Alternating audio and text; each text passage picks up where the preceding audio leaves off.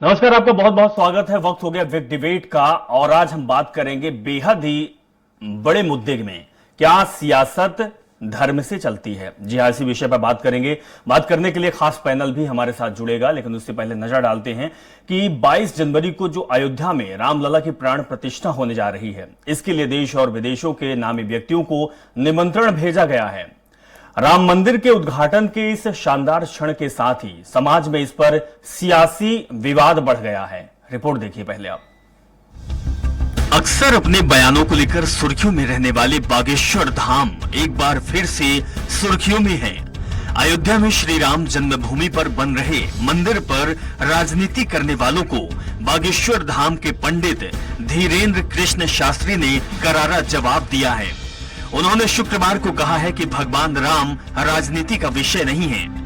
उद्घाटन समारोह का राजनीतिकरण करना मूर्खतापूर्ण कार्य है।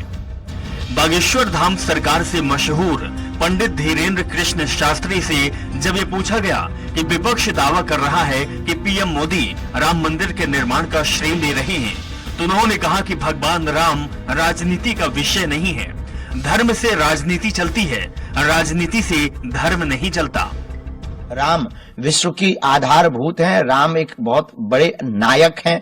राम एक इस देश के प्राण हैं, इस देश की श्वास हैं। राम सबके हैं, जिनको भी श्वास और हवा की जरूरत है उनके उनके राम हैं। और रही बात जातिवाद के लिए राम मंदिर नहीं हो रहा, सबरी का मंदिर बन रहा, निषाद राज जी का भी मंदिर बन रहा, तो क्या ये जातिवाद के लिए बन रहा? जातिवाद के लिए मंदिर नहीं है, अपितु राम भक्तों की आस्था के लिए। वहीं धीरेन्द्र शास्त्री ने कहा कि देश के लोग सो नहीं रहे हैं, जाग रहे हैं, वे हर चीज को देख सकते हैं। धीरेन्द्र कृष्ण शास्त्री ने कहा कि मंदिर जातिवाद को बढ़ावा देने के लिए नहीं बनाया जा रहा है, बल्कि सभी राम भक्तों की आस्था के लिए बनाया जा रहा है। भगवान राम सबके हैं। वहीं जब शास्त्री से ज्ञानवापी और मथुरा जन्मभूमि मामलों के बारे में पूछा गया, तो उन्होंने कहा कि इसमें कोई दो राय नहीं है कि ज्ञानवापी में भगवान शिव हैं और कृष्ण जन्मभूमि कन्हैया की है। धीरेन्द्र शास्त्री ने कहा कि एएसआई की रिपोर्ट ये साबित करती है कि वहां सनातन मंदिर है। मुगलों ने अतीत में हिंदू मंदिरों पर हमला किया था, आज उसी का घाव भर रहा है। बहरहाल बागेश्वर धाम के बयान को लेकर कई तरह के मायने निकाले जा रहे हैं। वही देखने वाली बात तो ये होगी कि इस बयान के बाद देश में किस तरह की सियासत देखने को मिलती है। Special desk Swaraj express.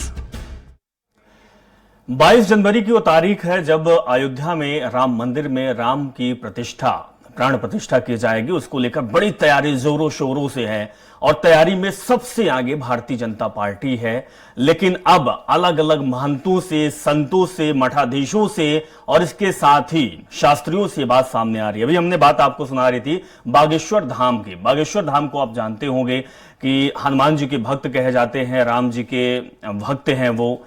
अब उनकी बात सामने आ रही है कि राजनीति जो है वो धर्म से चलती है, राजनीति से धर्म नहीं चलता। कितना सही है, कितना गलत है, लेकिन मौजूदा हाल में स्थिति और परिस्थिति क्या है? क्या राजनीति से धर्म चल रहा है या धर्म से राजनीति?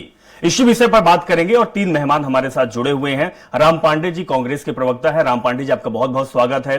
बीजेपी प्रवक्ता ब्रिज गोपाल लोया जी जुड़े हुए हैं। लोया जी आपका भी बहुत बहुत स्वागत है। और अवधेश भार्गव जी वरिष्ठ पत्रकार हमारे साथ जुड़े हुए हैं। अवधेश जी आपका भी बहुत बहुत स्वागत है।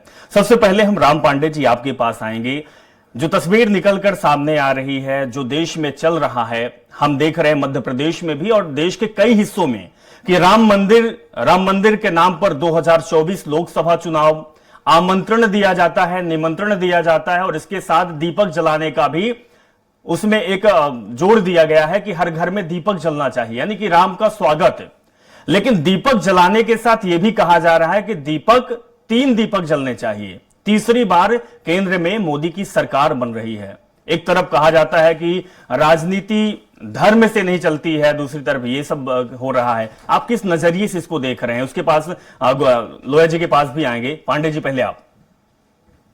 जी, अभी ये कहा है कि धर्म से राजनीति चलती है, ये धीरेन्द्र शास्त्री जी ने कहा है बागेश्वर धाम के, और मैं समझता हूँ वो बहुत योग्य हैं, युवा हैं और उन्होंने 4 वेद पढ़े हुए हैं, 18 पुराण पढ़े हुए हैं, पूरा धर्म ग्रंथों का उनको ज्ञान है।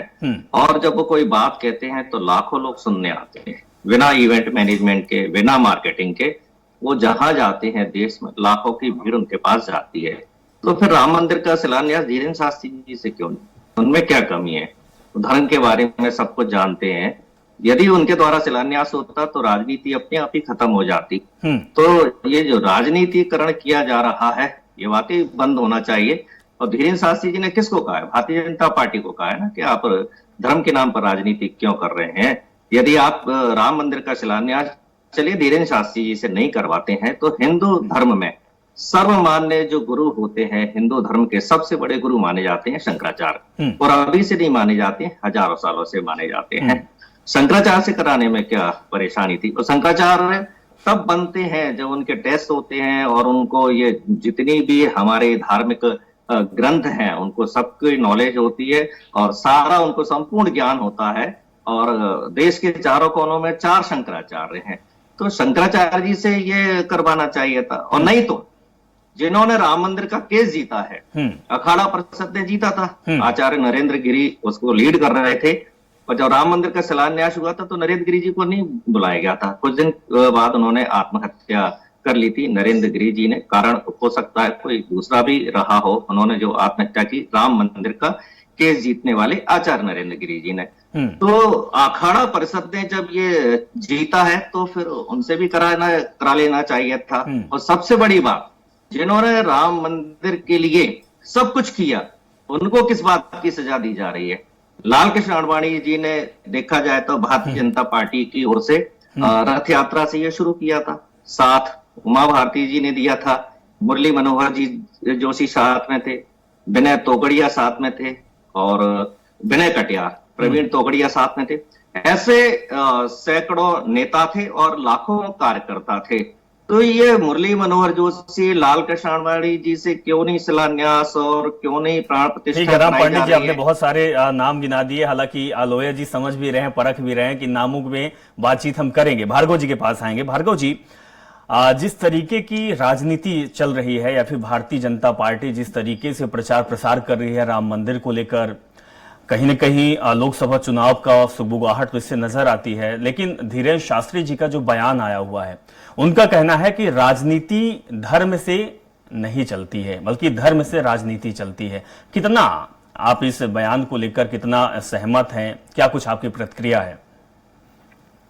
देखिए, ऐसा है, राम मंदिर बन रहा है, करोड़ों लोगों ने बलिदान दिए हैं, बहुत संघर्ष किया है, लगभग 500 सालों से संघर्ष चल रहा है। कितने संत महात्माओं ने अपना बलिदान दिया है। उसके बाद अदालत के निर्णय के बाद मंदिर का निर्माण शुरू हुआ है। कोई राजनीतिक दल नहीं बना रहा है, भाजपा नहीं बना रही है, विश्व हिंदू परिषद नहीं बना रहा है। न्यायालय के निर्णय का सभी वर्गों ने सम्मान किया और वो बन रहा है। सबसे बड़ी चीज ये है कि हमारे पूर्वजों ने, हमारे संत महात्माओं ने जिस मूर्ति के लिए अपने बलिदान दिए, जिसके लिए भाजपा भी ये नारा लगाती थी, मंदिर वही बनाएंगे कसम राम की खाते। कहते थे हम महल में रह रहे हैं लेकिन हमारे रामलला टेंट में बैठे हैं। कहाँ है वो रामलला? आप भव्यता को देख रहे हैं, आप हमारी भावनाओं को नहीं देख रहे। आप भारत के हर आदमी जो आस्थावान है, आस्था किसी का कॉपीराइट नहीं है। जो धर्म को मानता है, जो भगवान पर भरोसा रखता है, ईश्वर पर भरोसा रखता है, आस्था उसका पेटेंट है। आस्था किसी राजनीतिक पार्टी का पेटेंट नहीं। तो आप हमें भव्य मूर्तियां दिखा रहे हैं। कम से कम आप ये स्पष्ट तो करें कि रामलला की वो मूर्ति जो टेंट में थी वो कहाँ है, उसका क्या हुआ, उसका क्या करेंगे? हमें याद है, हमने 88 से 90 के बीच में हर घर से 1 ईंट और 1 रुपया दिया था। ये नारा था बीहिप का, इसलिए दिया था कि हमारी आस्था थी। हम चाहते थे कि भगवान राम का, अयोध्या में अगर राम का मंदिर नहीं बनेगा तो फिर कहां बनेगा? आज वो मंदिर बन गया, अब उसमें राजनीति हो रही है।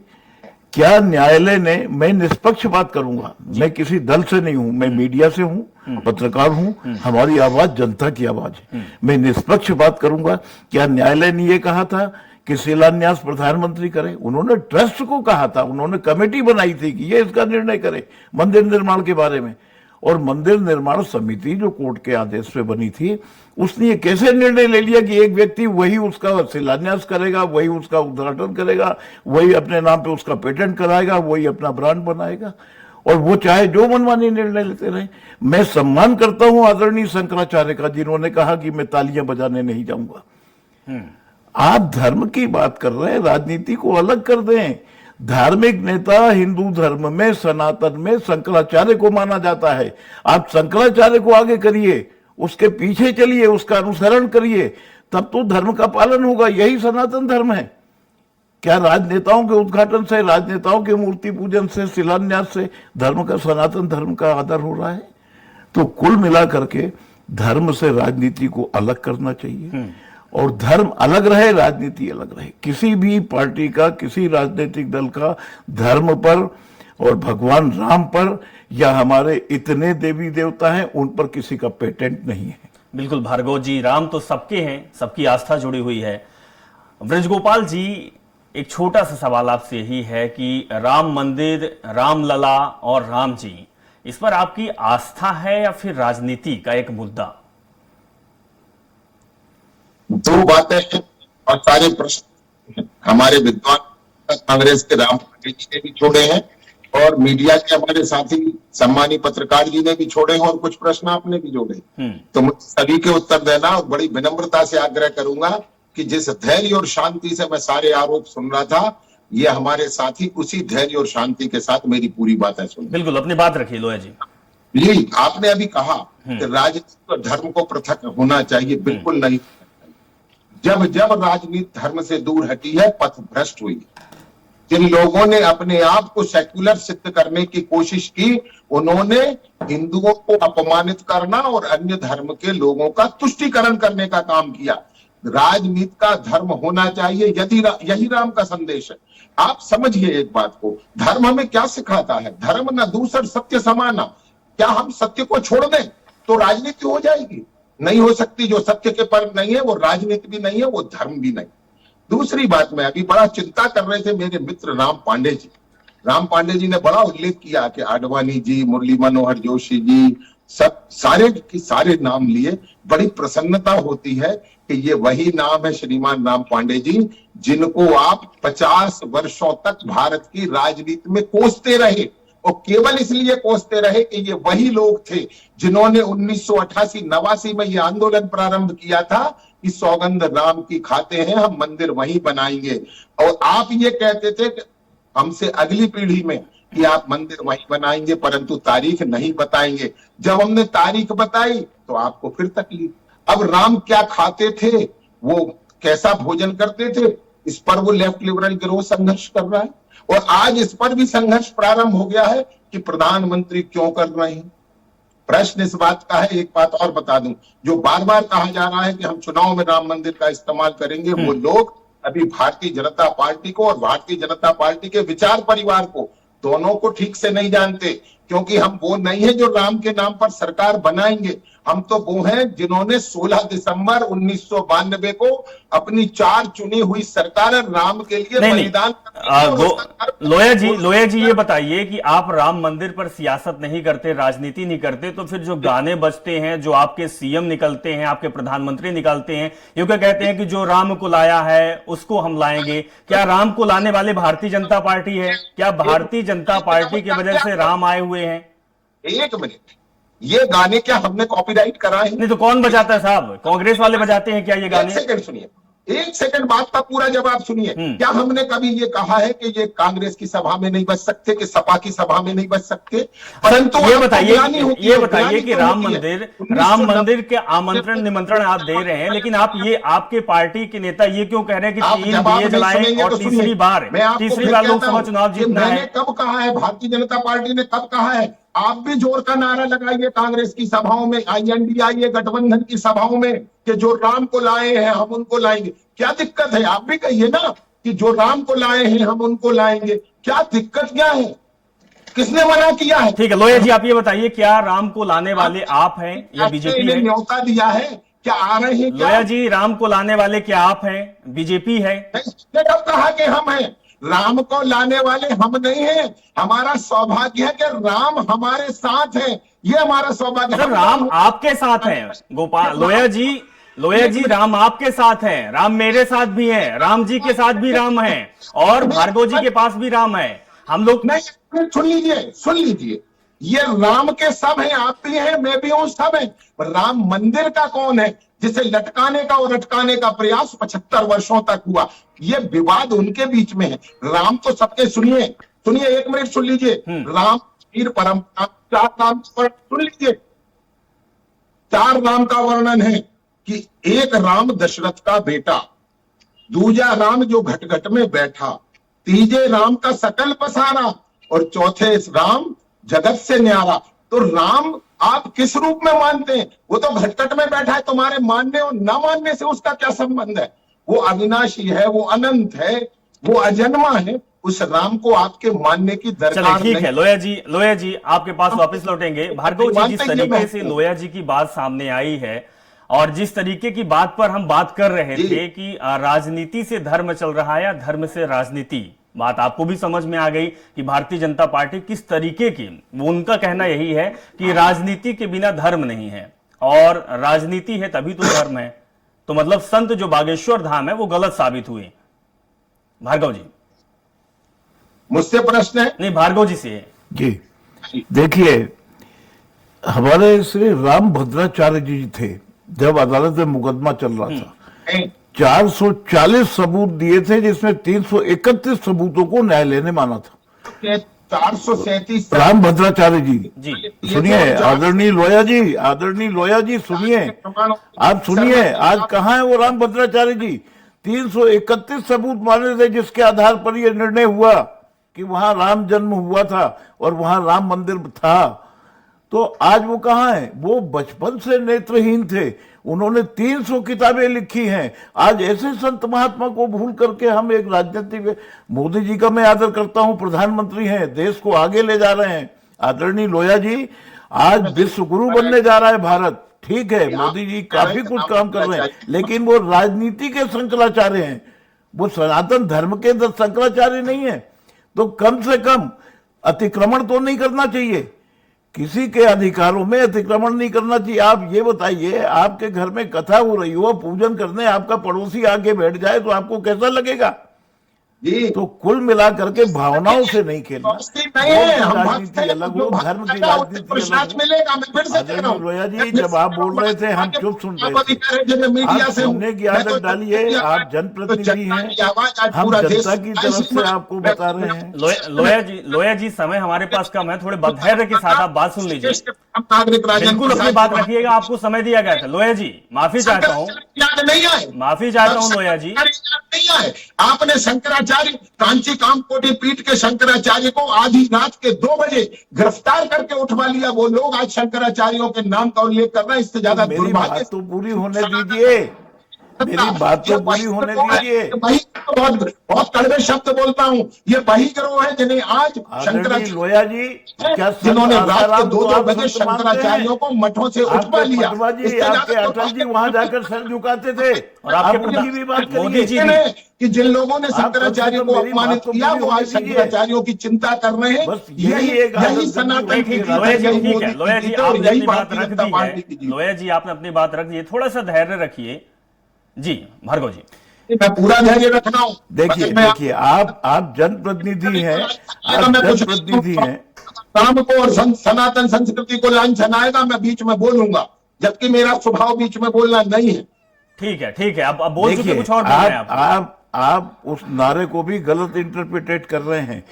जो राम को लाए थे वो अयोध्या आएंगे, या वो अयोध्या आए हैं। ये नारा इसलिए नहीं था कि मोदी जी आए हैं, ये नारा इसलिए था कि जिन राम भक्तों में 92 में लाठियां खाई, जिन्होंने कार सेवा में लाठियां खाई, जो सड़क के घसीटे गए, उन राम भक्तों के लिए कहा गया था कि जो राम को लाए हैं वो अयोध्या आएंगे। बिल्कुल, लेकिन आपने उसको ऐसा प्रचारित किया कि आपके नेता ही सबसे बड़े राम भक्त है और राम को लाने वाले भैया। आज बड़ा दुख हो रहा है कि आप इस तरह की बातें आप विद्वान लोया लोग जी, करेंगे। चलिए एक सवाल राम जी से ले लेता हूं। राम जी, आप बड़े धैर्य के साथ सुन रहे थे बातें, लोया जी की भी, भार्गव जी की भी। आपको क्या समझ में आता है? कांग्रेस पार्टी तो अछूती रह गई राम से। निमंत्रण आया आपके यहां? देखिए, राम के अंदर अपार धैर्य था, तो अब जी देख रहे हैं। और हम अभी मध्य प्रदेश चुनाव की बात करें तो एक मोनिका भट्टी है, वो रामायण की प्रतियां जलाती हैं। उनको भारतीय जनता पार्टी ने अभी विधानसभा में टिकट दिया था। दूसरे एक इनके प्रत्याशी थे प्रीतम लोधी, जो राम कथा पढ़ते हैं, उनको सरेआम इन्होंने गालियां दी थी, और उसके बाद दोनों को इन्होंने टिकट दिया। तीसरा सबूत इन्होंने जहां राम मंदिर बन रहा है वहीं दे दिया।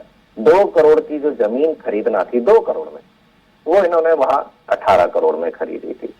अभी बनारस में एक आईआईटी की लड़की के साथ गैंग रेप हुआ, और उन लड़कों को बचाने का काम भारतीय जनता पार्टी की मध्य प्रदेश सरकार और उत्तर प्रदेश सरकार और केंद्र सरकार तीनों ने किया। चौथा, उसमें राजनीति सबसे बड़ी। आप देखिए, अभी एक ने कहा कि मैं राम मंदिर के ऊपर बम पटक दूंगा, और जब वो पकड़ा गया तो वो भारतीय जनता पार्टी से संबंधित पकड़ा गया। और मोदी जी स्वयं कह चुके हैं कि जो हिंदुत्व है वो राजनीति का खेल खेलने के लिए एक ताश का पत्ता है। और फिर जब हम हिंदू, राम, ये सब बातें करते हैं, तो हमारे धर्म में जो बातें हैं हमें उनको भी मानना चाहिए। जैसे कि कोई भी धार्मिक आयोजन होता है तो वो बिना पत्नी के नहीं होता है। मैं ये नहीं कह रहा हूं किसकी पत्नी है किसकी नहीं है। हमारे धर्म में मां से बड़ा कोई नहीं होता है। तो जब मां की मृत्यु होती है तो हमारे धर्म में मुंडन कराया जाता है। अब कौन कराता है कौन नहीं कराता है ये अलग बात है। तो डिसीजन सुप्रीम कोर्ट का है। सुप्रीम कोर्ट के आदेश पर मंदिर बन रहा है। भारतीय जनता पार्टी उसको अतिक्रमण करने का काम कर रही है, पूरी राजनीति कर रही है। अब आप देखिए, राजनीति के लिए राम का नाम पर जो इंटरनेशनल एयरपोर्ट बन रहा था उसका नाम भी बदल दिया, क्योंकि वोट चाहिए। ठीक है, जब उस श्री राम इंटरनेशनल एयरपोर्ट अयोध्या का नाम था तो उस नाम को केवल राजनीतिक फायदा कर लेने के लिए भगवान राम का भी नाम इन्होंने हटा दिया। यदि इन्हें वोट चाहिए तो ये भगवान राम के नाम को भी हटा सकते हैं। 2014 का इन्होंने जो चुनाव लड़ा था वो गुजरात मॉडल पर लड़ा था, वो मॉडल फेल हो चुका। उसके बाद इन्होंने चुनाव लड़ा पुलवामा मॉडल पर, वो फेल हो चुका। सतपाल मलिक ने कहा पुलवामा हुआ नहीं था, वो कराया गया था। 2014 का चुनाव लड़ा 2G घोटाले पर, कोल घोटाले पर। सुप्रीम कोर्ट ने कहा ये तो फर्जी बातें थी, ये कोई घोटाला था ही नहीं। काला धन लाएंगे वो भी नहीं आया, 2 करोड़ रोजगार देंगे वो भी नहीं आया। अब इनके पास बचा कुछ नहीं है बताने के लिए। लेकिन राम पांडे जी, 205 लाख राम पांडे जी 2024 लोकसभा चुनाव की जो डगर है वो राम के सहारे निकल जाएगी साहब। जी वही कह रहा हूं। तो जैसे जो सरकारों का काम होता है, विकास का काम होता है। आप दुनिया में 250 देश हैं, आप सभी देशों में देख लीजिए, सारे देश संविधान से चल रहे हैं। और जहां तक धार्मिक कट्टरता पर यदि कोई देश चल रहा है तो वो अफगानिस्तान है और शायद ईरान इराक है।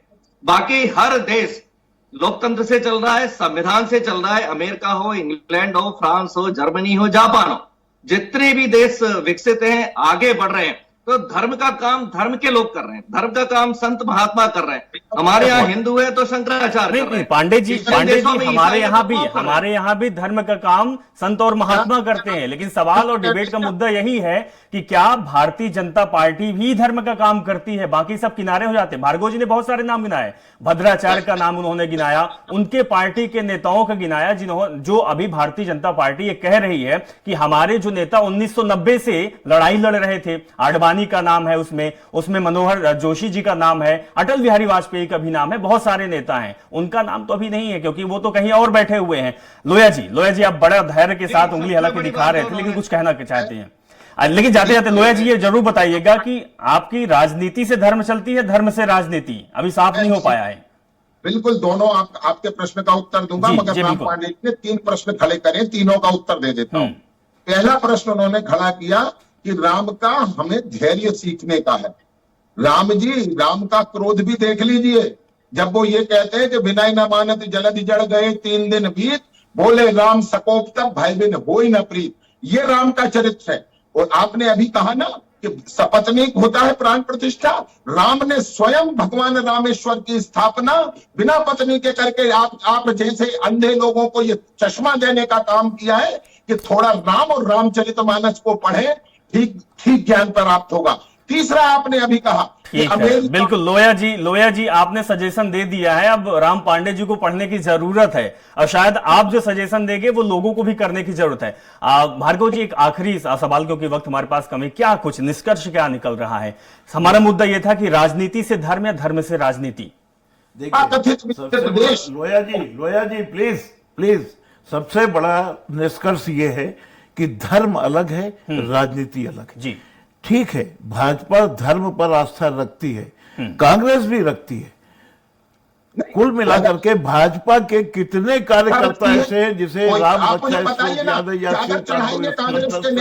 पहले आप वो संस्कार दीजिए, रोजा अफ्तार करेंगे तो फिर धर्म को अपनी पार्टी से आप जोड़िए। प्रधानमंत्री राम मंदिर का शिलान्यास करेगा भावनाओं से मत, ये धार्मिकता है। धर्म को अलग रखिए, राजनीति को अलग रखिए, और धर्म गुरुओं के पीछे राजनेताओं को चलना चाहिए, न कि राजनेताओं के पीछे धर्म। लेकिन आज के समय में धर्म गुरु राजनेता के पीछे चलने लगे। चल बहुत बहुत शुक्रिया, आप सभी लोग हमारे साथ जुड़े, राम पांडे जी, ब्रज गोपाल लोया जी और अवधेश पांडे जी, बहुत बहुत शुक्रिया कि आप हमारे साथ जुड़े और इस संवाद में हिस्सा लिए। तो जो मौजूदा हाल में जो राजनीति चल रही है, या कहें कि धर्म पीछे हो गया है, राजनीति आगे हो गई है। हालांकि संत बागेश्वर धाम की हम बात से शुरुआत किए थे कि बागेश्वर धाम का कहना है कि राजनीति से धर्म नहीं चलता है, बल्कि धर्म से राजनीति चलती है। मौजूदा स्थिति क्या है और परिस्थिति किस तरीके की बन रही है आप समझ सकते हैं। भारतीय जनता पार्टी लगातार प्रचार प्रसार कर रही है और ये लोकसभा चुनाव का आगाज भी कह सकते हैं, और अंजाम राम के सहारे होना है, ये भी साफ हो रहा है। फिलहाल इस कार्यक्रम में इतना ही, जुड़े रहें और देखते रहें।